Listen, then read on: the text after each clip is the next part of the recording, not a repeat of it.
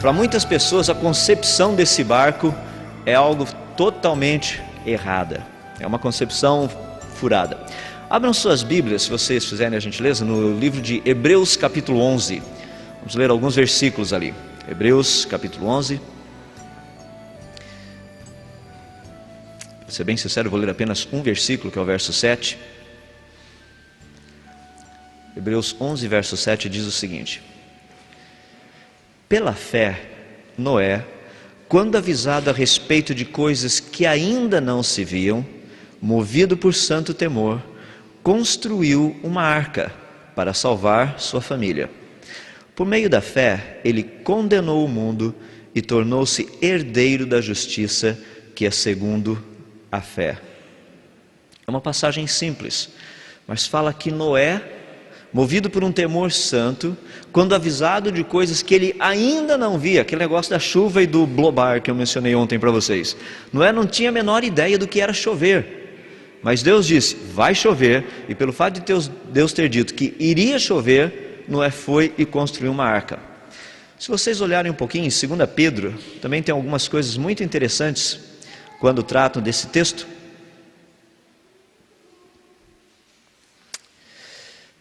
Só para vocês poderem ter uma ideia, o texto todo é de 2 Pedro, desculpe-me, capítulo 3. Abram suas Bíblias ali.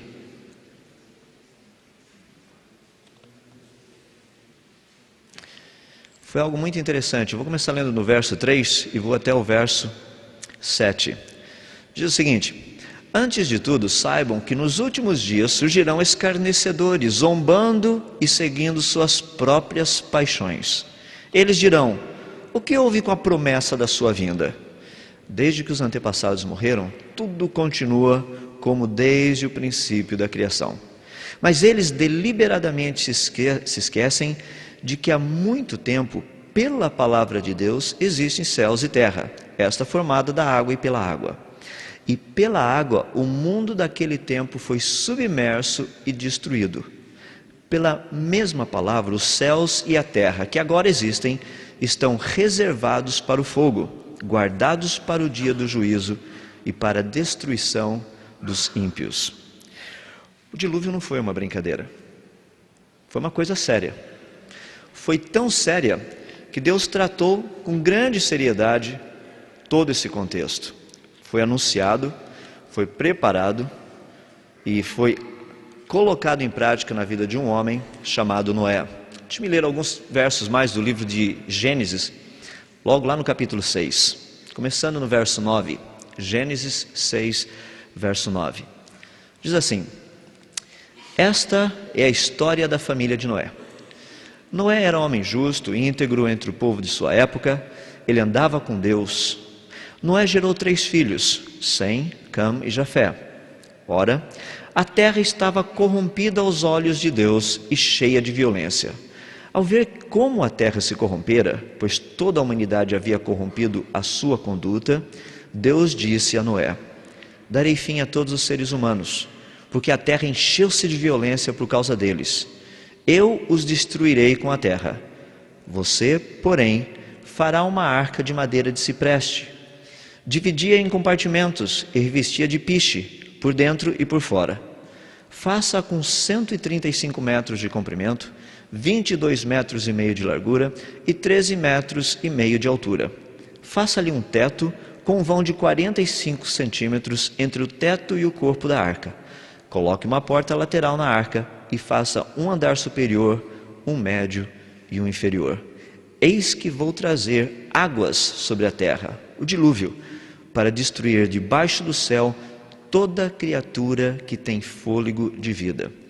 Tudo que há na terra perecerá, mas com você estabelecerei a minha aliança, e você entrará na arca com seus filhos, sua mulher e as mulheres de seus filhos. Faça entrar na arca um casal de cada um dos seres vivos, macho e fêmea, para conservá-los vivos com você. De cada espécie de ave, de cada espécie de animal grande e de cada espécie de animal pequeno que se move rente ao chão, virá um casal, e você, para que sejam conservados, a você, para que sejam conservados vivos. E armazene todo tipo de alimento, para que você e eles tenham mantimento. Noé fez tudo exatamente como Deus lhe tinha ordenado. Só um pouquinho da história, do comecinho da ideia da Arca de Noé. A história que nós vamos ver um pouquinho, observando a questão da própria arca, tem muito a ver no que diz respeito também a uma vida de vitória. É uma vida de execução, de planejamento, de projetos. Eu fico impressionado porque Deus pede a Noé para fazer algo muito interessante e grande. E a gente vai ver o quão grande era o negócio. Primeiro, deixa eu falar um pouquinho a respeito das pesquisas. Muita gente pergunta, e aí, a respeito da Arca de Noé, acharam a arca ou não? Onde é que ela está? Dá para pesquisar? O pessoal sabe o que tem? Todo esse tipo de coisa. Deixa eu me dar algumas ideias básicas do que nós conhecemos até o presente momento. As montanhas do Ararat, principalmente a montanha principal que tem sido alvo de estudo, é uma montanha que fica nessa região que vocês estão vendo, no Oriente Médio. Mais precisamente naquilo que nós chamamos de região do Ararat. É chamado também de Reino Urartu, ou Ararat, como era conhecido antigamente. Urartu era o nome que era conhecido antigamente. Hoje, na geografia atual, a montanha do Ararat fica numa posição privilegiada. Por quê? Tem 4 países que dizem ser o dono dela. Você pode perceber quão amigo eles são, né? Uns são os turcos, outros os iraquianos, o pessoal da Armênia e o pessoal do Azerbaijão. Então todo o pessoal assim muito amiguinho, eles gostam de explodir uns aos outros. Sabe aquele ditado que Deus nos manda que amassássemos uns aos outros? Praticamente essa é a dinâmica do pessoal. Ou seja, é uma região muito difícil de você conseguir acesso para pesquisa, politicamente falando. É um problema sério. Não é uma questão de chegar e falar assim, que legal, vou para lá pesquisar a arca. Tudo bem, você chega lá na montanha, o pessoal da Turquia fala, olha, espera aí, nós somos os donos da montanha. Você tem autorização? Falo, não, o pessoal lá do Iraque me deu autorização, mas eles não são o dono da montanha. Nós somos os donos da montanha. Então se você consegue autorização, você tem que conseguir autorização dos 4 ao mesmo tempo. É mais ou menos como falar com Bin Laden e Companhia Limitada, falando, olha, me dá uma autorizaçãozinha, coisa desse jeito. É difícil, então o problema político é um deles. Não somente a questão do problema político, como o problema físico, ou seja, a própria montanha, o Ararat é um problema sério.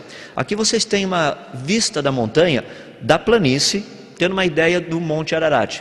Naquele lado esquerdo de vocês estão vendo o Ararat maior.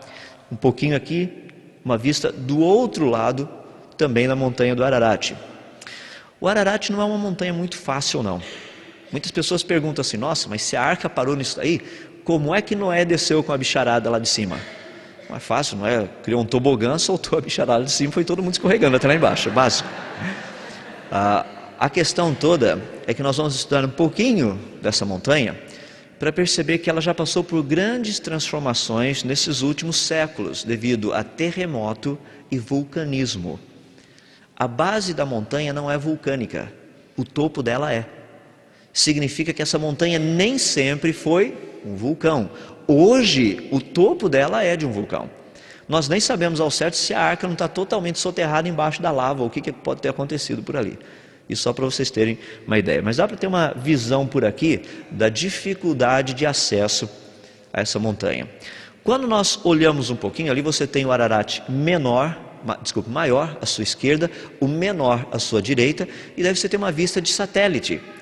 O problema do Ararat maior, que é onde provavelmente se encontra a Arca de Noé, é um pequeno lugarzinho com 32 quilômetros quadrados de gelo com uma espessura de aproximadamente 10 metros.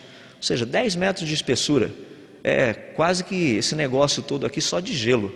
Imagina a arca lá embaixo, você tem que perfurar tudo isso daí. E você só tem 32 quilômetros quadrados para procurar o negócio. Ou seja, achar uma agulha no palheiro. Não é fácil. Um outro problema que nós temos é como chegar até lá. Por quê? A montanha, dá para você perceber, não é um lugar de tão fácil acesso hoje. Deixe-me deixar bem claro, o Monte Ararat já passou por várias mudanças no que diz respeito à sua geologia, ao seu aspecto físico. Já mudou na parte por questão de vulcão e por questão de terremoto. Então dá para ter uma ideia um pouquinho das dificuldades. No canto direito de vocês, dá para perceber, é uma parte praticamente voltada para o desfiladeiro Ahora, que é onde a maior parte das pessoas acredita que está a arca. Ou seja, dá uma olhadinha no carinha ali em cima e olha a altura da brincadeira. Então isso aí